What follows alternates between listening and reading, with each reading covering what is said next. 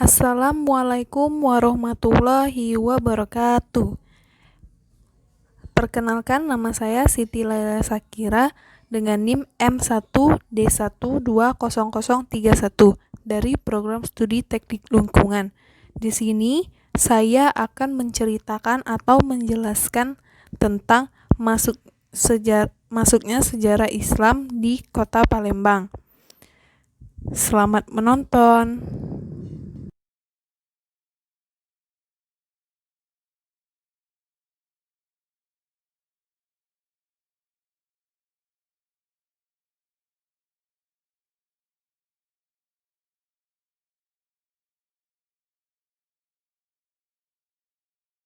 Masuknya Islam di Palembang.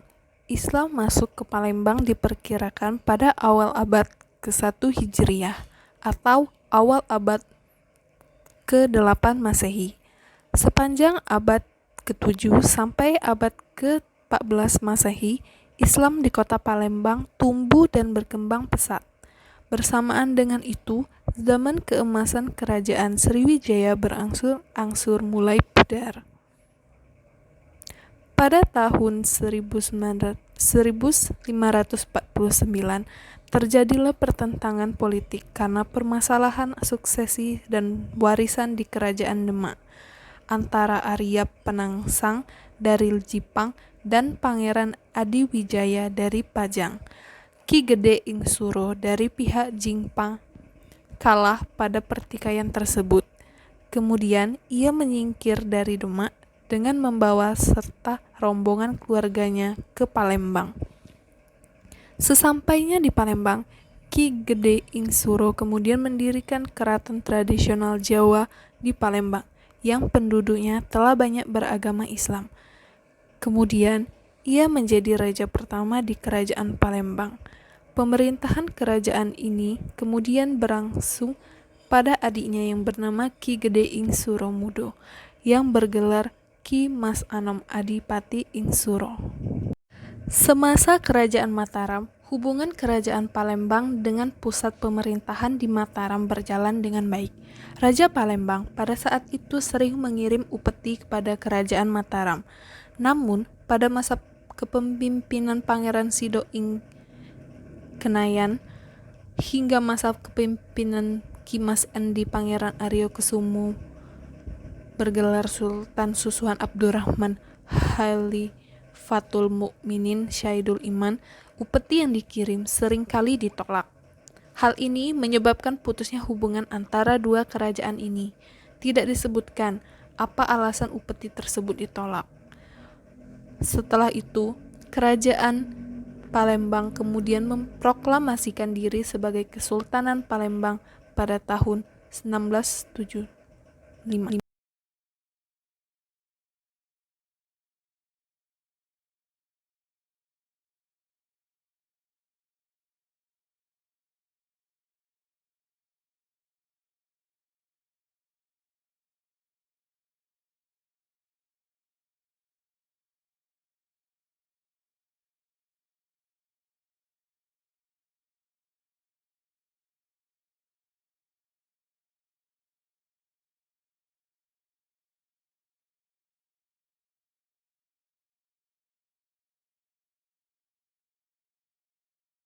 Hal pertama yang dilakukan Ki Mas Endi Pangeran Aryo Kusumo yang juga dikenal dengan nama Sultan Jamaluddin Mangkurat VII Susuhan Abad Candi Walang adalah mendirikan sebuah masjid yang lebih dikenal dengan Masjid Lama. Bangunan masjid ini sudah tidak ada. Konon lokasinya berdirinya masjid ini berada di Jalan Masjid Lama, persimpangan Jalan Beringin Janggut, Kelurahan 17 Ilir, Kota Palembang.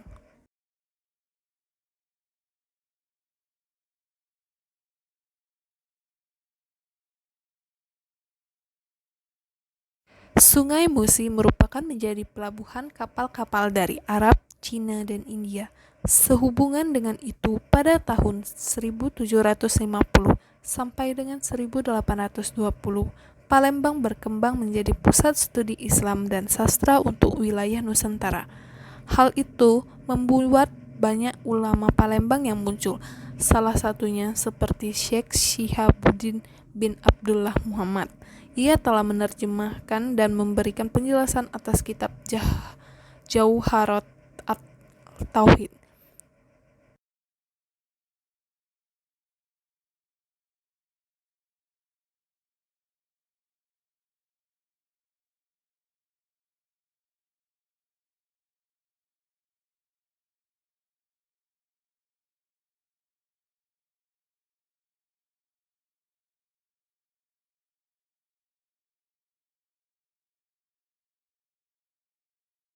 Masjid Agung Palembang ini merupakan bagian peninggalan Kesultanan Palembang Darussalam.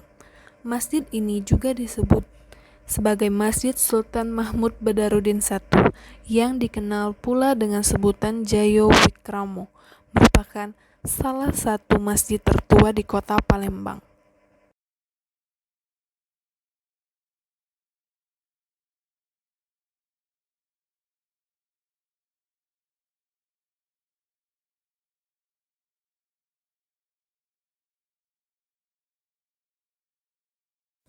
Saat itu, Masjid Agung berada di utara Istana Kesultanan Palembang dan hingga sekarang berada di belakang Benteng Kuto Besa atau biasa yang disebut dengan BKB, yang tempatnya berdekatan dengan aliran Sungai Musi. Lahan yang dijadikan areal kawasan masjid merupakan wakaf dari Syed Umar bin Muhammad As-Segaf Al-Toha dan Syed Ahmad bin Syekh Sahab. Dan nama Masjid Sultan diubah menjadi nama Masjid Agung Palembang.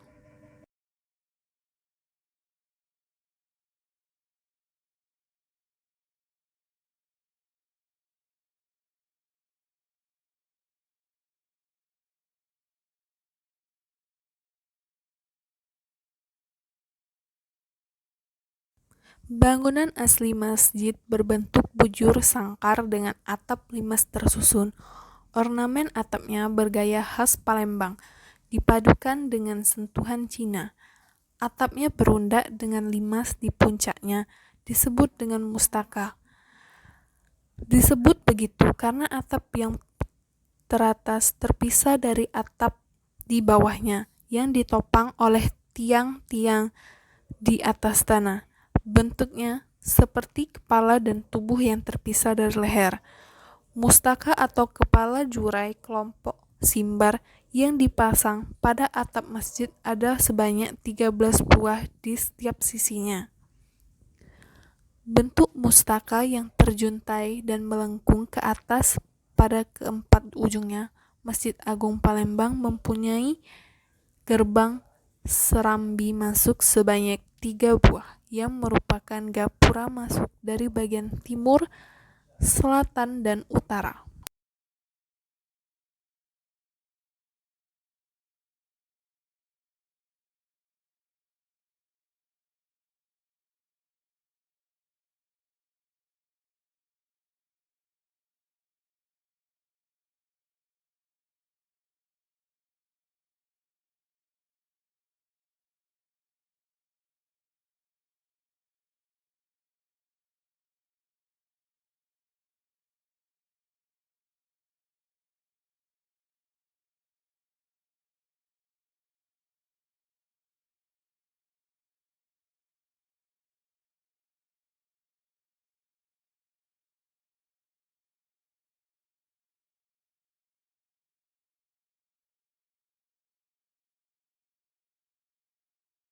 Masjid Agung ini merupakan salah satu destinasi wisata yang ada di kota Palembang. Banyak orang yang mengunjunginya dari luar kota maupun luar daerah.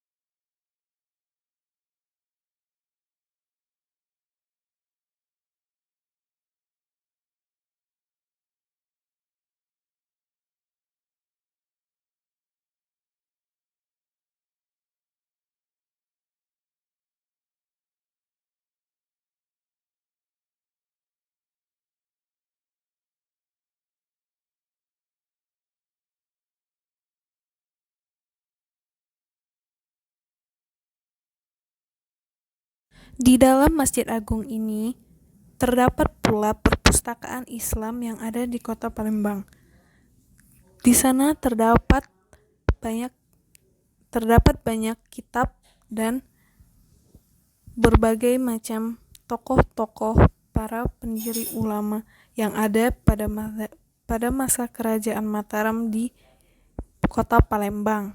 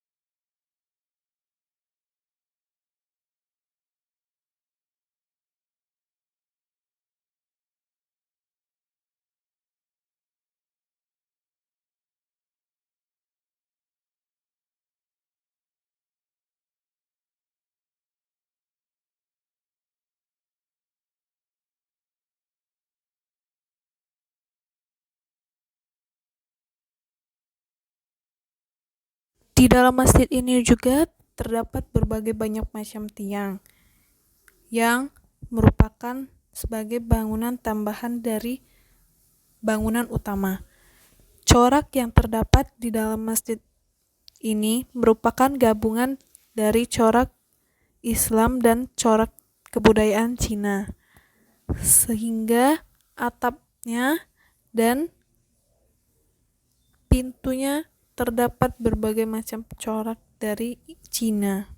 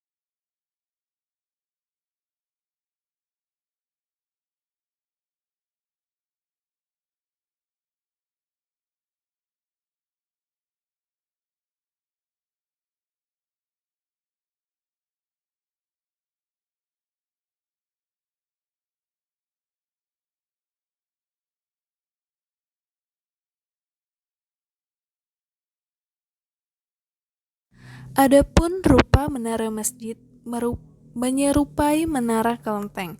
Bentuk atap menara melengkung pada bagian ujung dan beratap genteng. Lalu menara masjid memiliki teras berpagar yang mengelilingi bangunan menara tersebut.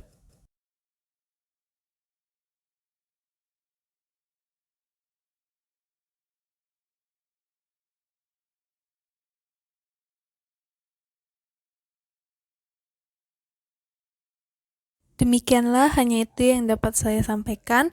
Mohon maaf bila ada kekurangan. Saya akhiri. Wassalamualaikum warahmatullahi wabarakatuh.